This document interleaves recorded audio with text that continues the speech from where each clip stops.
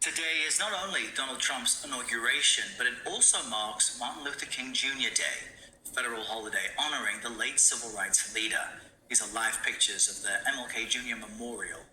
Only once before, since it became a federal holiday, has MLK Day fallen on the same day as a presidential inauguration that happened during former President Bill Clinton's inauguration for his second term back in 1997. I spoke to MLK's son, Martin Luther King III, about all of this. We had a robust conversation. He's a human rights activist and the author of the book, What Is My Legacy? I asked him about Trump's inauguration and how the nation can move forward with civility. Take a listen. We don't agree, and my dad showed us that, because people didn't always agree with him, but you had to engage in dignity and respect. Before he was assassinated, some 57 years ago now in Memphis, your father said, quote, "I've seen the promised land. I may not get there with you, but I want you to know that we as a people will get to the promised land." Are we there yet? Absolutely not.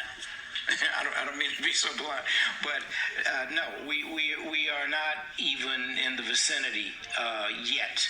Now, he was not just talking about black people, by the way, but if we just talk about black people, the income and inequality, the wealth gap, white families have probably close to $300,000 in wealth.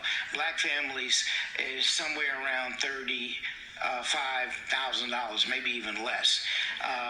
We got to close that gap. We should have done that by now.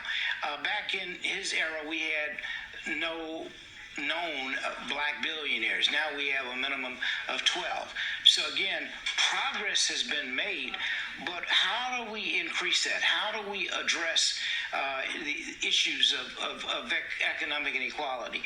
And I must remind people, Dad wasn't killed because he was talking about sitting in a restaurant eating what we wanted to eat, or sitting in front of a bus. He was killed because he was talking about economic empowerment for more people.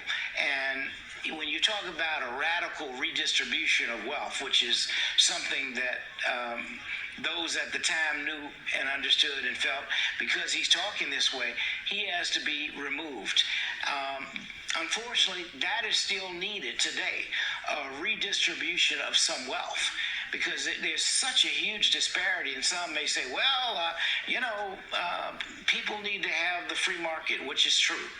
But by the same token, how do we include? I mean, we live I'm in this nation, and in my city and in every city in America, we have thousands of homeless people.